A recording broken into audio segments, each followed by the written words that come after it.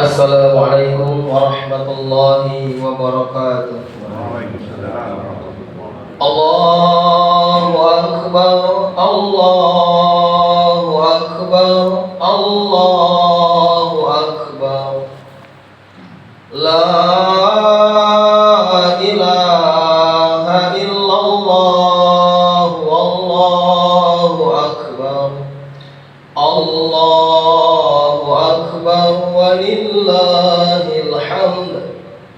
Allahu Akbar kabira walhamdulillahi katsira wa subhanallahi bukratan wa asila. La ilaha illallah wa la na'budu illa iyyahu mukhlishina lahuddin walau karihal kafirun. La ilaha illallah wahdahu sadaqa wa'dahu wa nasara 'abdahu wa a'azza jundahu wa hazamal ahzaba wahdahu. La ilaha illallah wallahu akbar. Allahu akbar walillahil hamd. Innal hamdalillah nahmaduhu wa nasta'inuhu wa nastaghfiruh wa na'udzu billahi min shururi anfusina wa min sayyiati a'malina. May yahdihillahu fala mudhillalah wa may yudlil fala hadiyalah. Ashhadu an la ilaha illallah wahdahu la syarikalah wa ashhadu anna Muhammadan abduhu wa rasuluh. Ya ayyuhalladzina amanu taqullaha haqqa tuqatih wa la tamutunna illa wa antum muslimun. Amma ba'd, fa inna asdaqal hadithi kitabullah wa khairal hadi Muhammadin sallallahu alaihi wasallam wa syarrul umuri muhdatsatuha wa kullu muhdatsatin bid'ah wa kullu bid'atin dhalalah wa kullu dhalalatin finnar.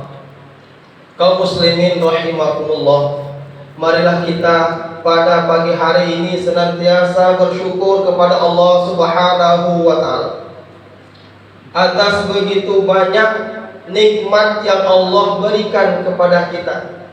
Nikmat iman, nikmat Islam, dan nikmat sehat. Kalau kita mau menghitung nikmat Allah, sungguh kita tidak akan mampu menghitung nikmat Allah Subhanahu wa taala. Walaupun air laut dijadikan tinta, pohon-pohon dijadikan pena untuk menulis nikmat-nikmat Allah, untuk menulis kebesaran-kebesaran Allah, sungguh air laut akan kering, pohon-pohon akan habis, ditambah lagi air laut yang baru, ditambah lagi pohon-pohon yang baru. Sungguh nikmat Allah tidak akan pernah habis. Oleh karena itu, marilah kita sebagai hamba Allah senantiasa bersyukur. La in syakartum la azidannakum wa la in kafartum inna adzabi lasyadid. Barang siapa yang bersyukur akan kutambah nikmat. Barang siapa yang tidak mau bersyukur, sungguh azabku sangat pedih. Salawat serta salam semoga tercurahkan kepada baginda Nabi besar Muhammad sallallahu alaihi wasallam, kepada keluarganya, kepada sahabatnya, kepada semua pengikut yang istiqomah. Kaum muslimin rahimakumullah, Allahu akbar, Allahu akbar walillahil hamd. Di tahun yang lalu mungkin kita masih bisa berkumpul bersama dengan orang yang kita cintai, ayah ibu kita, kakek nenek kita, pak long kita, anak istri kita. Mungkin di tahun ini ada salah satu dari keluarga yang kita cintai, kita sayangi, telah dipanggil oleh Allah Subhanahu wa taala. Sehingga di hari yang berbahagia ini kita tidak bisa lagi berkumpul bersama dengan mereka. Kita hanya bisa berdoa kepada Allah Subhanahu wa taala, semoga Allah terima amal ibadahnya. Kaum muslimin rahimakumullah, pada kesempatan pagi hari ini Khatib akan menyampaikan khutbah tentang kisah singkat Nabi Ibrahim alaihissalam. Kita ketahui bersama jamaah sekalian, ketika Nabi Ibrahim alaihissalam menikah dengan Sarah, puluhan tahun menikah dengan Sarah, Nabi Ibrahim alaihissalam senantiasa berdoa kepada Allah Subhanahu wa taala supaya dikaruniai seorang anak. Ya Allah, karunialah kami ya Allah seorang anak yang soleh ya Allah, yang berbakti ya Allah, yang bertakwa kepadamu ya Allah. Itu senantiasa Nabi Ibrahim lantunkan doa tersebut supaya dikaruniai seorang anak. Hal ini diketahui oleh istrinya Sarah. Kemudian Sarah pun berkata kepada suaminya, "Wahai suamiku, wahai Nabi Ibrahim alaihissalam, sesungguhnya saya ditakdirkan oleh Allah tidak memiliki keturunan, maka nikahlah engkau dengan Hajar. Mudah-mudahan engkau dikaruniai seorang anak." Kemudian Nabi Ibrahim pun menikahi Hajar. Singkat cerita, Hajar pun hamil dan melahirkan seorang anak yang bernama Ismail.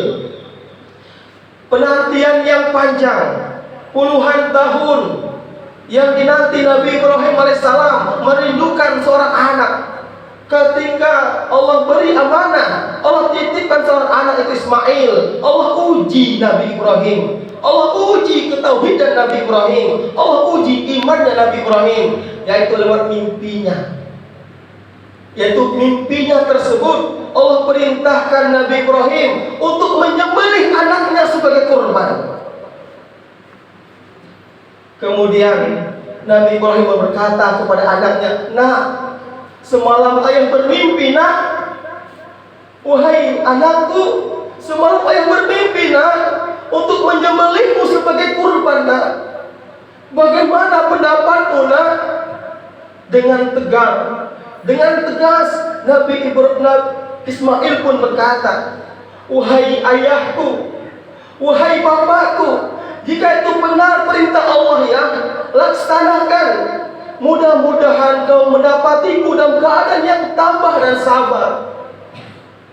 Ini yang luar biasa. Lucu-lucunya Ismail. Begitu senangnya Nabi Ibrahim kehadiran Ismail. Akan tetapi di sini Allah uji Nabi Ibrahim. Apakah dia lebih mencintai anaknya atau mencintai perintah Allah Subhanahu wa taala? Nabi Ibrahim sami'na wa ata'na. Luar biasa perjuangan nyawa dipertaruhkan oleh Nabi Ibrahim alaihissalam. Dia rela, "Wahai sayangku, wahai anakku, ayah bermimpi, nak." Itu yang diucapkan Nabi Ibrahim alaihissalam kepada anaknya. Kemudian digantilah seekor kipas. Inilah bagaimana kisah singkat kita diperintahkan oleh Allah Subhanahu wa taala untuk berkurban. Kita pada kesempatan pagi hari ini merindukan memiliki sosok ayah yang soleh seperti solehnya Nabi Ibrahim. Kita merindukan sosok ayah, sosok bapak yang soleh, yang bertakwa kepada Allah seperti solehnya Nabi Ibrahim. Kita merindukan ayah seperti itu, yang sami'na wa ata'na. Dan juga jamaah sekalian, kita merindukan memiliki sosok anak, memiliki anak yang soleh, yang taat kepada Allah seperti solehnya Nabi Ismail. Kita merindukan sosok anak. Orang bijak berkata, harta yang paling agung, harta yang paling mulia di sisi Allah, memiliki anak yang soleh dan soleha. Karena mereka lah yang nantinya yang akan mendoakan kita ketika tubuh ini terbujur kaku di alam kubur. Anak yang soleh dan soleha yang senantiasa mendoakan kedua ibu bapaknya ketika tubuh ini terbungkus dengan kain kafan. Anak yang soleh dan soleha akan keluar dari mulutnya, "Rabbil ghfirli wali walidayya warhamhuma kama rabbayani shaghira." Ya Allah, ampunilah dosaku ya Allah, dosa ibu bapakku ya Allah. Sayangilah mereka sebagaimana mereka menyayangiku sewaktu aku masih kecil. Doa ini akan keluar dari mulut anak yang soleh solehah. Ketika tubuh kita di alam kubur ingin dipukul oleh malaikat lantaran anak kita berdoa kepada Allah, Rabbighfirli wa liwalidayya warhamhuma kama rabbayani shaghira. Ya Allah, ampunilah kami ya Allah, ampunilah kedua orang tuaku ya Allah. Itu yang dilantunkan anak yang soleh solehah. Ini yang kita harapkan, yang kita rindukan di dunia ini, mendapat doa anak yang soleh dan solehah. Nabi Muhammad sallallahu alaihi wasallam bersabda, kullu mauludin yuladu alal fitrah fa abawahu yuhawwidanihi aw yunasiranihi aw yumajjisanihi. Bukhari. Apa kata Rasulullah SAW? Kullu mauludin yuladu alal fitrah. Setiap anak yang lahir ke muka bumi dalam keadaan fitrah bersih. Fa'abawahu, kedua orang tuanya lah yang menjadikannya Yahudi, Nasrani ataupun Majusi, soleh atau salah orang tua.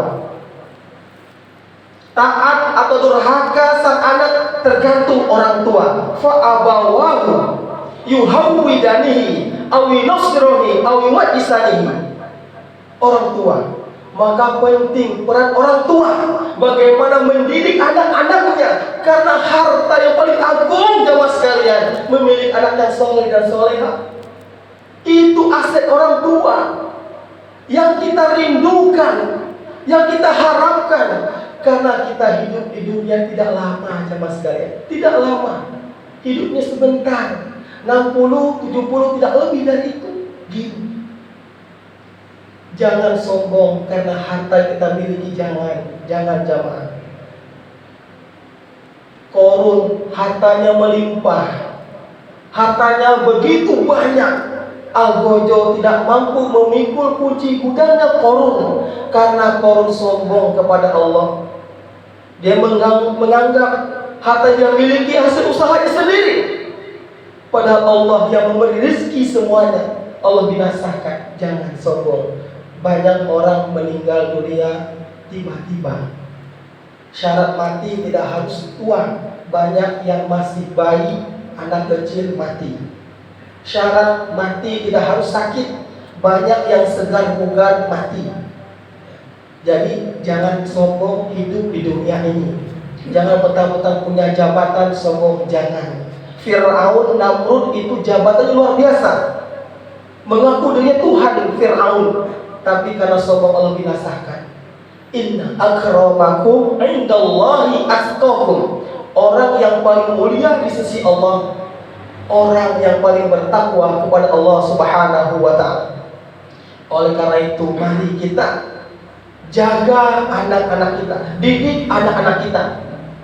Ada orang tua mengadu, bercerita, Pak Rudi, anak saya itu luar biasa main HP-nya, main game-nya luar biasa, berjam-jam,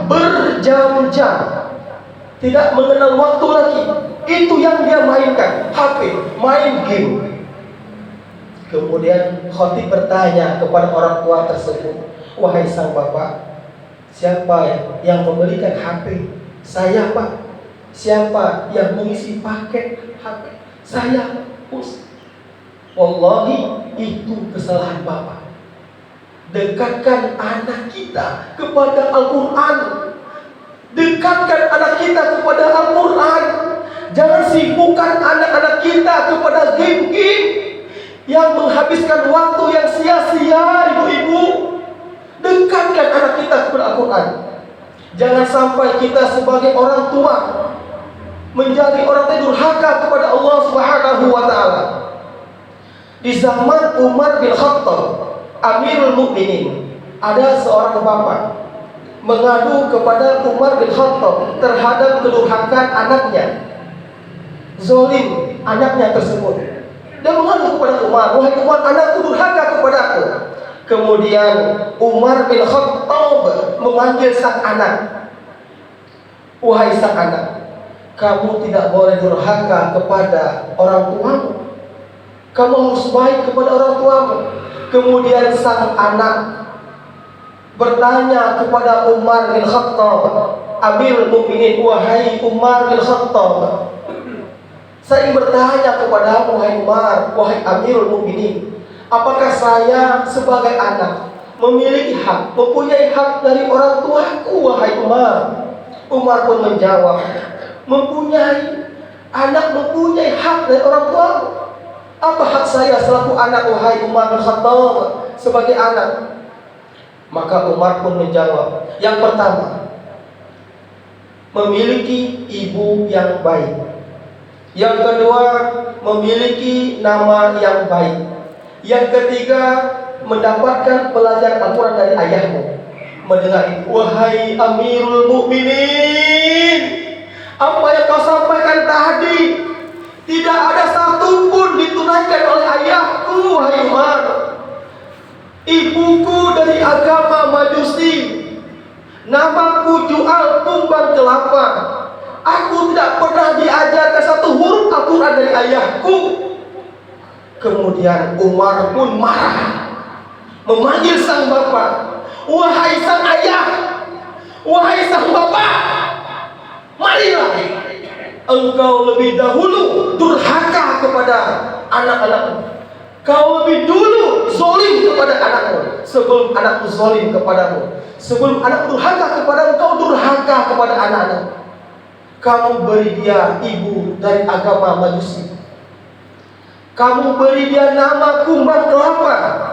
Kau tidak pernah mengajarkan satu huruf Al-Quran kepada anak-anakmu. Kau zalim. Kau sebagai orang tua zalim. Kau begitu sibuk bekerja tanpa memikirkan anakmu. Apakah kamu tidak sadar ketika kau terbujur kaku di dalam kubur, anakmu lah yang mendoakanmu? Didik anak-anakmu. Jangan kau biarkan anak-anakmu durhaka kepada Allah Subhanahu wa Ta'ala. Jangan kau biarkan anakmu larut kepada game-game yang menghabiskan waktu yang sia-sia. Paksa anak kita belajar, paksa anak kita dekat dengan Al-Quran. Itu yang kita harapkan. Sekarang luar biasa jamaah sekalian. Begitu demam game sekarang ini. Orang tua begitu enjoy-nya melihat anak-anaknya larut dalam game-game tersebut. Kita merindukan doa dari anak-anak kita jamaah sekalian. Bagaimana ketika Nabi Ibrahim alaihissalam dan Yakub ketika beliau menjelang kematiannya, beliau kumpulkan anak-anak tersebut, dikumpulkan anak-anaknya. Ini catatan Al-Baqarah 133. Apa pesan Yakub? Apa pesan Nabi Ibrahim alaihissalam? Mata budu Nabi Ba'di. Nak, apa yang akan kau sembah nak? Mun ayahlah mati nak. Itu yang dikhawatirkan Nabi Ibrahim.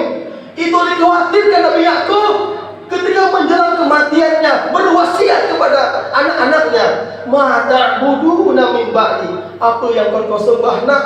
Mun ayahlah mati nak. Ayah khawatir ketika ayah meninggal dunia, kau jauh dari Allah, kau jauh dari Al-Quran nak, kau jauh dari masjid nak. Itu buat ayah tersiksa di alam kubur nak. Itu dikhawatirkan Nabi Yakub. Nabi Ibrahim alaihissalam, bukan mata kulu Nabi Ba'di, apa yang kau makan nak, bukan jamaah sekalian. Yang dikhawatirkan iman yang dikhawatirkan. Itu dikhawatirkan para nabi zaman dahulu. Jangan lengah kepada pendidikan anak-anak kita.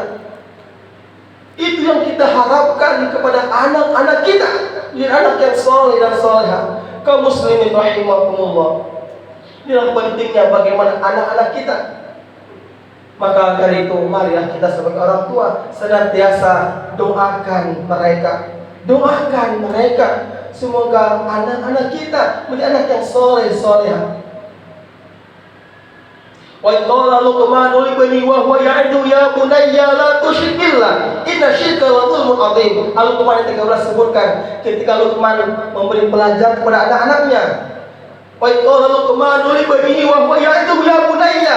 Dan ingatlah ketika Luqman berkata kepada anak-anaknya, ketika dia memberi pelajaran kepada anak-anaknya, ya bunayya, wahai anak-anakku, la tusyrik billah, jangan menyekutukan Allah. Inna syirka la dzulmun adzim.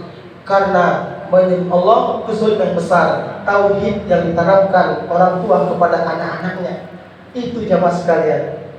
Dan juga kita sebagai orang tua, mari kita memberi contoh kepada anak-anak kita masalah sholat. Sebagaimana kita ketahui bersama, Allah perintahkanlah anak-anakmu mengerjakan sholat ketika umur 7 tahun, dan pukul dia ketika 10 tahun tidak mau mengerjakan sholat. Dan pisahlah tempat tidur mereka. Ini jangan remehkan sholat jamaah sekalian. Penting masalah sholat. Insya Allah dengan kita beri contoh kepada anak-anak kita, maka insya Allah akan mudah anak-anak kita menjalankan segala perintah-perintah Allah Subhanahu wa ta'ala. Dan juga jamaah sekalian, marilah pada kesempatan ini kita sebagai anak senantiasa berbakti kepada kedua orang tua kita. Orang tua zaman dahulu jamaah sekalian, ingat, orang tua zaman dahulu mampu mengurus anaknya. 10 anaknya jadi orang semua. Orang tua zaman dahulu mampu mengurus anak-anaknya, 10 anaknya. Tetapi anak-anak zaman sekarang, 10 anak tidak mampu mengurus 1 orang tua. Orang tua zaman dahulu mampu mengurus 10 anaknya, hebat-hebat dengan sabar, dengan tabah. Tetapi zaman sekarang, Masya Allah, la haula wa la quwwata illa billah, 10 anak, 8 anak, 12 anak tidak mampu mengurus 1 orang tuanya. Ini durhaka yang luar biasa. Jangan sampai kita sebagai anak durhaka kepada orang tua. Ridallahu fi ridul walidaini wa sukhtullah fi sukhtil walidaini. Ridho Allah tergantung ridho orang tua, murka Allah tergantung murka orang tua. Jangan main-main dengan orang tua. Sayangi orang tua.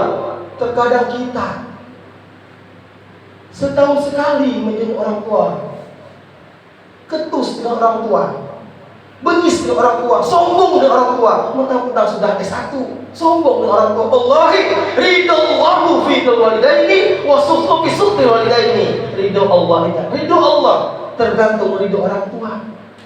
Maka tunduklah pandanganmu, tunduklah tubuhmu ketika lewat depan orang tua. Sayangi orang tua, karena ridhonya tergantung kita, orang tua kepada kita. Bagaimana ridho orang tua kepada kita? Maka jangan main-main dengan orang tua. Jangan kata maka itulah. Oleh karena marilah kita pada kesempatan hari ini menjadi orang tua yang saleh, menjadi anak yang saleh, menjadi istri yang salehah, menjadi suami yang saleh. Allah turunkan keberkahan dari langit dan bumi. Allahumma ighfir lil muslimin wal muslimat, amin, wal mu'minin wal mu'minat, amin, al ahya'i minhum wal amwat, amin. Allahumma inna na'udzubika minal hammi wal hazani wal ajzi wal kasali wal bukhli wal jubni wa dhala'id daini wa ghalabati rijali. Allahumma ya Allah, Engkau maha melihat ya Allah, Engkau maha mendengar ya Allah, Engkau maha menyaksikan apa yang kami lakukan ya Allah. Betapa banyak maksiat yang kami lakukan ya Allah, betapa banyak dosa-dosa yang kami lakukan ya Allah. Lisan kami ya Allah, dosa lisan kami ya Allah.